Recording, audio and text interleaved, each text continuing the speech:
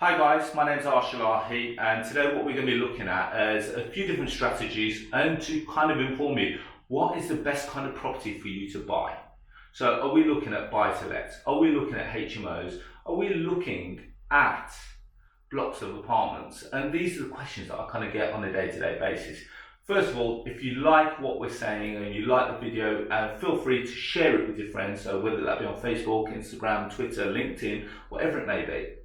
More importantly, press the subscribe button just below here, and that will notify you every time I upload a new video, which is pretty much every week.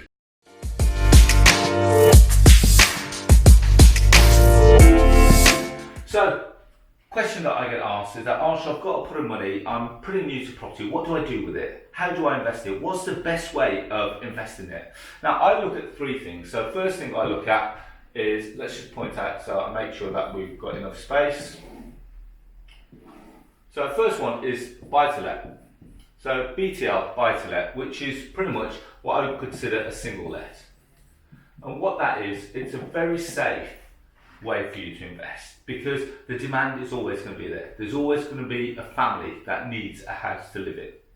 And if you're a very cautious investor, this may be the best way for you to get started. And to get just to give you a brief, let's just imagine that's our house. Now, as a result, let's just put a window and a door in. Now, just as you can imagine, that you bought a property, you may use a 75% buy-to-let product, which means that you will require a 25% deposit. And then, on average, legals cost on average around £1,000.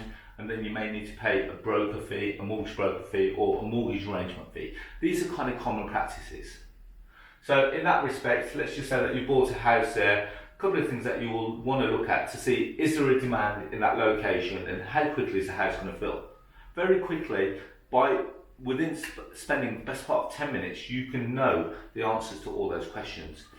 Now you can look online, and online, places like Rightmove, Zoopla on the market will give you an indication as to how many properties are for let in that location.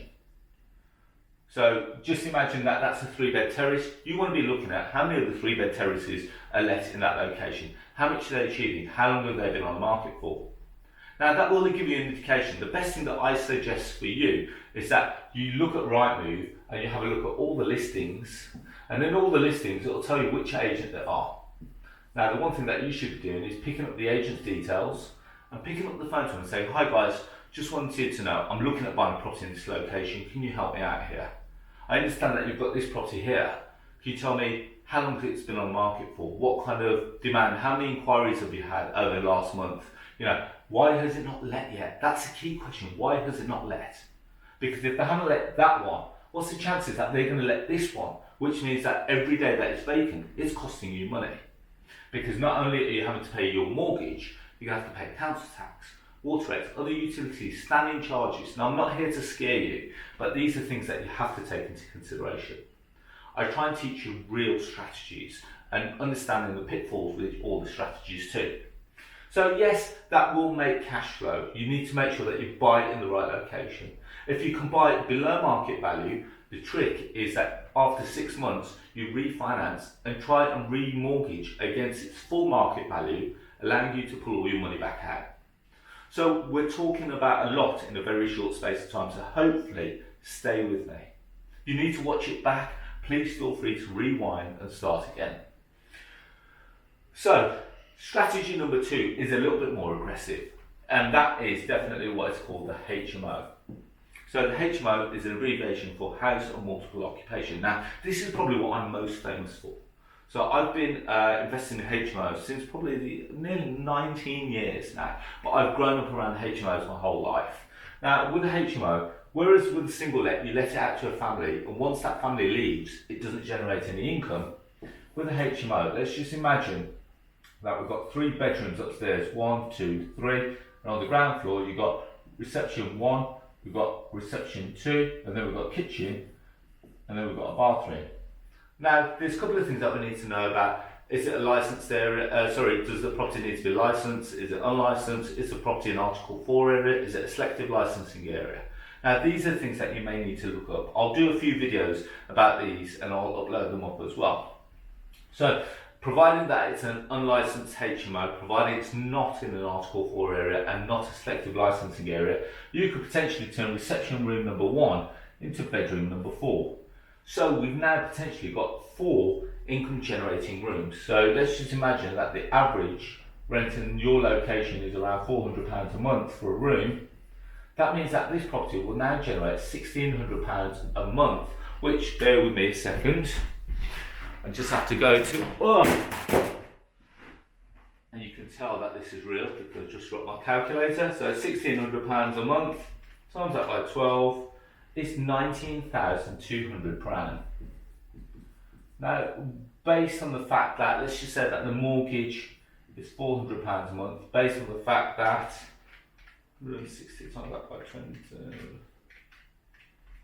the management is around £200 a month. I've worked on 10% plus VAT.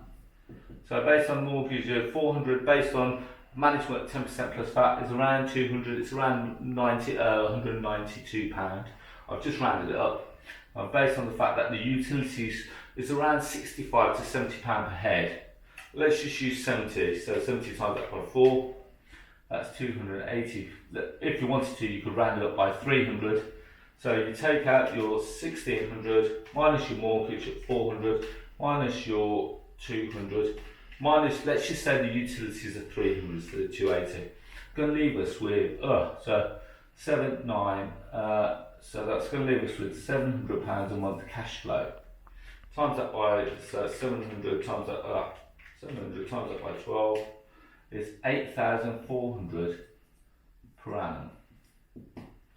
Now, bear in mind, one of the beautiful things with this strategy is that if tenant number 1 decides to leave, we've still got 1, 2, 3 other tenants that are going to be in there producing us an income. Now, based on the fact that it's going to produce us £700 a month, technically speaking, it needs 2 rooms to be filled for it to break even. Does that make sense? The cash flow is £700 a month based on 100% occupancy. We need the best part of 2 rooms to be filled for it to be breaking even. That means the other 2 rooms are actually our profit and cash flow.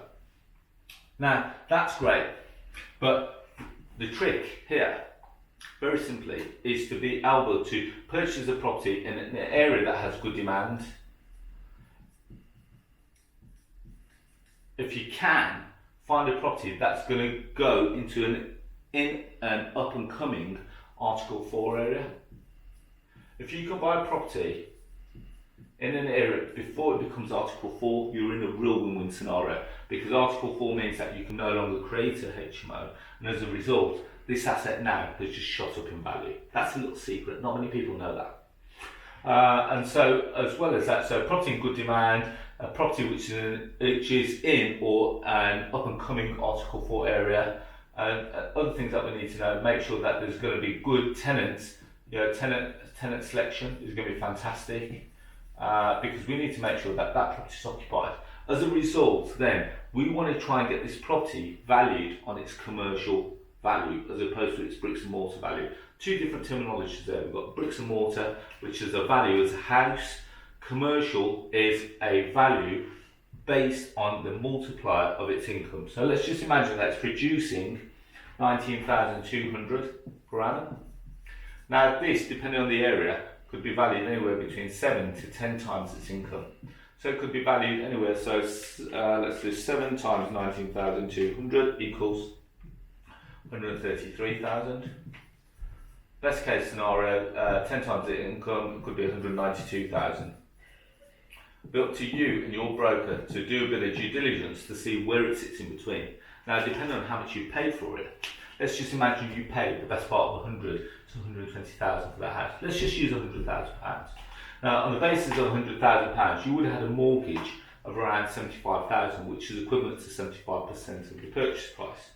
Now, based on the fact that it values at worst case scenario 133,000, based on 75% of that, it's going to give you, it's going to allow you to pull out the best part of £100,000, which is 99,750. Means that it allows you to pull all your money back out, which then gives you the ability to go out and buy again, and buy again, and buy again. Because if you stick all your money into one asset, your property journey is finished. It's over.